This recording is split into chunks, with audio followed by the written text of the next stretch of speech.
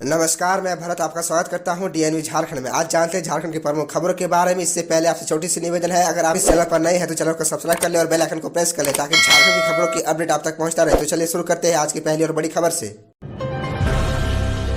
झारखंड के लाखों किसानों का इंतजार खत्म, पीएम मोदी ने अकाउंट में भेजे 2000 रुपए। झारखंड के लाखों किसानों का इंतजार खत्म हुआ। सोमवार को प्रधानमंत्री नरेंद्र मोदी इनके बैंक अकाउंट में पीएम किसान योजना की 13वीं किस्त के 2000 रुपए ट्रांसफर कर दिए हैं। झारखंड में 17,33,000 किसान ऐसे हैं जिन्हें इस 2000 रुपए का इंतजार था। पिछली बार इनके खाते में पैसे आए थे। इस बार कितने किसानों के बैंक में पीएम मोदी ने डीबीटी के जरिए पीएम किसान की 13वीं किस्त ट्रांसफर की है, उसकी सटीक जानकारी अभी झारखंड के कृषि विभाग के अधिकारियों के पास भी नहीं है। अधिकारियों का कहना है कि झारखंड में कुल 28,53,545 किसानों ने पीएम किसान के लाभों के रूप में अपना पंजीकरण करवा रखा है, लेकिन इन सभी किसानों के अकाउंट में पैसे ट्रांसफर नहीं होते। पिछली बार यानी अगस्त नवंबर के दौरान 17,32,863 किसानों के खाते में ही पैसे आए थे। इस बार यह संख्या इतनी ही है, इससे अधिक है या इससे कम है, इसके बारे में अभी पुख्ता जानकारी नहीं है। उनका कहना है कि बुधवार से पहले इसका आंकड़ा दे पाना संभव नहीं है।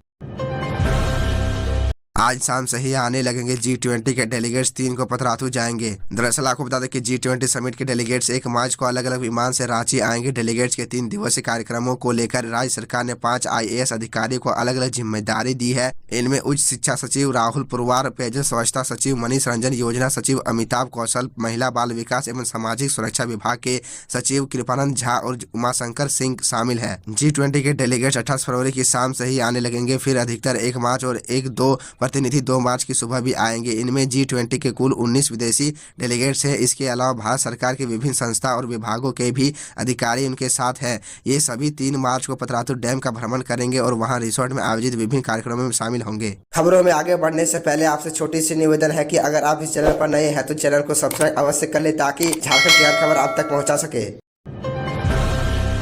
झारखंड कैबिनेट की बैठक 1 मार्च को होगी, कई महत्वपूर्ण प्रस्ताव पर लगेगी मुहर। दरअसल आपको बता दें कि झारखंड कैबिनेट की बैठक 1 मार्च 2023 को अपराह्न 5 बजे से झारखंड मंत्रालय में होगी। इसको लेकर मंत्रिमंडल सचिवालय एवं निगरानी विभाग द्वारा सूचना जारी की गई है। मंत्रिपरिषद की बैठक सोमवार 1 मार्च 2023 को शाम 5 बजे अथवा विधानसभा की बैठक के तुरंत बाद होगी। यह बैठक झारखंड मंत्रालय स्थित मंत्रिपरिषद कक्ष में होगी। चर्चा तेज है कि इसी सत्र में सरकार खतियान आधारित स्थानीयता नीति विधेयक ला सकती है। मालूम होगी पहले कैबिनेट की बैठक 27 फरवरी को होना था, हालांकि बाद में इसे स्थगित कर दिया गया था। अब यह बैठक बुधवार के दिन यानी 1 मार्च को होगी।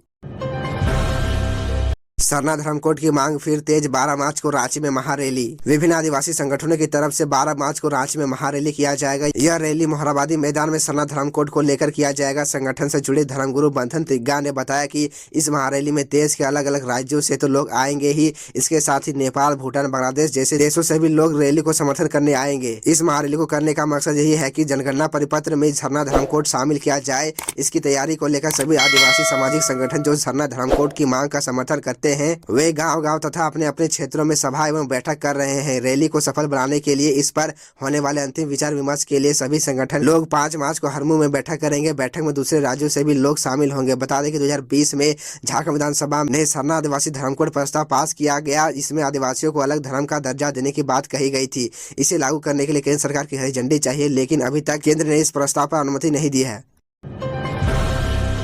बीजेपी ने शुरू की तैयारी, 11 अप्रैल को रांची में हेमंत हटाओ झारखंड बचाओ अभियान के साथ भाजपा का प्रदर्शन। दरअसल आपको बता दें कि प्रदेश भाजपा अध्यक्ष दीपक प्रकाश ने कहा कि राज्य सरकार ऑक्सीजन पर चल रही है। भ्रष्ट सरकार अपनी नाकामी और विफलताओं से घिरती जा रही है।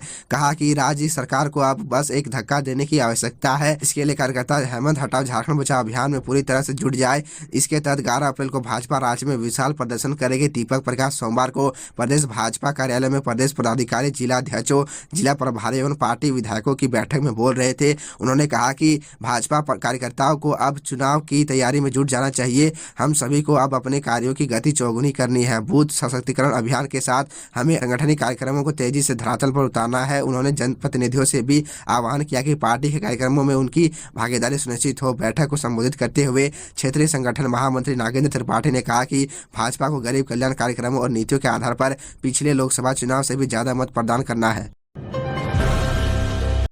मुख्यमंत्री ने दिल्ली के उप मुख्यमंत्री मनीष सिसोदिया की गिरफ्तारी को बताया निराशाजनक। दरअसल आपको बता दें कि दिल्ली के उप मुख्यमंत्री एवं आम आदमी पार्टी के प्रमुख नेता मनीष सिसोदिया की गिरफ्तारी को मुख्यमंत्री हेमंत सोरेन ने निराशाजनक करार दिया। मुख्यमंत्री ने सोमवार को ट्वीट करके कहा कि यह लोकतांत्रिक तरीकों से चुनी गई राज्य सरकारों की आवाजों पर एक हमला करने जैसा है, साथ ही इन सरकारों को दबाने का एक और बेशरम प्रयास है, जबकि यह वैसी सरकारें हैं जो विशेष रूप से हाशिए के लोगों और उनके मुद्दों के लिए कड़ी मेहनत कर रही है। मालूम हो कि रविवार को करीब 8 घंटे के पूछताछ के बाद दिल्ली के उप मुख्यमंत्री मनीष सिसोदिया को सीबीआई ने गिरफ्तार कर लिया है। सिसोदिया पर शराब नीति में कारोबारियों को लाभ पहुंचाने का आरोप है।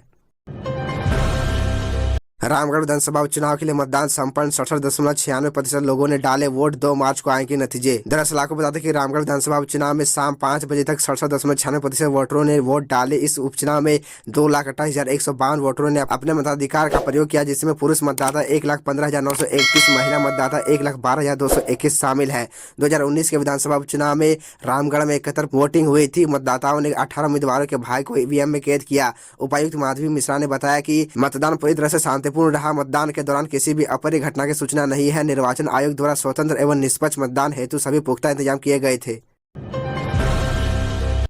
राज्य को लूटने के लिए अफसरों की पोस्टिंग करते हैं सीएम बाबूलाल। मुख्यमंत्री हेमंत सोरेन अफसरों की पोस्टिंग राज्य को लूटने के लिए करते हैं। सीएम को उस लूट से हिस्सा भी मिलता है। यह बातें सोमवार को विधानसभा के बाहर भाजपा विधायक दल के नेता बाबूलाल मरांडी ने कही। उन्होंने कहा कि अगर गलती से कोई भ्रष्ट अफसर पकड़ाता है तो मुख्यमंत्री उसे बचाने के लिए एड़ी चोटी का जोर लगा देते हैं। बाबूलाल ने कहा कि सीएम ने पूजा सिंघल पर करप्शन एक्ट के तहत कार्रवाई करने की फाइल को रोक रखी है। उन्होंने सवाल उठाया है कि आखिर वे एफआईआर की अनुमति क्यों नहीं दे रहे। बाबूलाल ने कहा कि इंजीनियर वीरेंद्र राम पकड़ा गया है। इसके मामले में भी एसीबी ने जांच की अनुमति सरकार से मांगी थी। इस पर मुख्यमंत्री और विभागीय मंत्री ने क्यों अनुमति नहीं दी। उन्होंने ये भी कहा कि तुपुदाना में चार्जशीटेड दरोगा मीरा सिंह को पदस्थापित किया गया है। उस दरोगा की पहुंच सीएम हाउस तक है। अपराधियों को छूट देकर उनसे वसूले गए धन को सीएम हाउस तक पहुंचाने का आरोप बाबूलाल ने लगाया है। झारखंड बोर्ड 12वीं वोकेशनल में 50 अंक का होगा प्रैक्टिकल। झारखंड बोर्ड की मैट्रिक और इंटरमीडिएट की लिखित परीक्षाएं 14 मार्च से शुरू होनी है। इससे पूर्व प्रैक्टिकल और आंतरिक मूल्यांकन का कार्य चल रहा है। मैट्रिक व इंटरमीडिएट में सामान्य विषयों के प्रैक्टिकल व इंटरनल असेसमेंट के साथ साथ वोकेशनल का भी अलग से प्रैक्टिकल व असेसमेंट होगा। सामान्य विषयों का जहाँ 20-30 अंक का प्रैक्टिकल या आंतरिक मूल्यांकन होगा, वहीं वोकेशनल में 50 अंक की प्रायोगिक परीक्षा व आंतरिक मूल्यांकन होगा। इसके लिए स्कूली शिक्षा व साक्षरता विभाग ने झारखंड एकेडमिक काउंसिल और राष्ट्रीय कौशल विकास निगम को इसके निर्देश दे दिए। झारखंड शिक्षा परियोजना परिषद ने स्पष्ट किया है कि राज्य के 446 हाई और +2 स्कूलों में व्यावसायिक शिक्षा की पढ़ाई होती है। मैट्रिक इंटरमीडिएट की वार्षिक परीक्षा में व्यावसायिक शिक्षा पाठ्यक्रम में शामिल होने वाले छात्र छात्राओं का 50 अंकों का प्रायोगिक मूल्यांकन किया जाना निर्धारित किया गया है। 17 अंकों पर विद्यार्थी पास हो जाएंगे। इसमें 20 अंकों का प्रायोगिक आंतरिक मूल्यांकन स्कूल की ओर से किया जाएगा। छात्रों के प्रोजेक्ट वर्क व पोर्टफोलियो के लिए यह अंक मिलेंगे। वहीं 30 अंक में 20 अंक संबंधित वोकेशनल के स्किल में अपनी दक्षता दिखानी होगी, जबकि 10 अंक इंटरव्यू में दिए जाएंगे। तो यह थी झारखंड की टॉप बड़ी खबरें, और इसी तरह झारखंड की छोटी सी बड़ी खबरों को देखने के लिए आप हमारे चैनल TN न्यूज़ झारखंड को सब्सक्राइब कर ले और बेल आइकन को प्रेस कर ले, जिससे आपको झारखंड की हर छोटी बड़ी खबरों की अपडेट आप तक पहुंचता रहे। तो आज के लिए इतना ही, हमें दीजिए इजाज़त। फिर मिलते हैं आपसे अगले वीडियो में।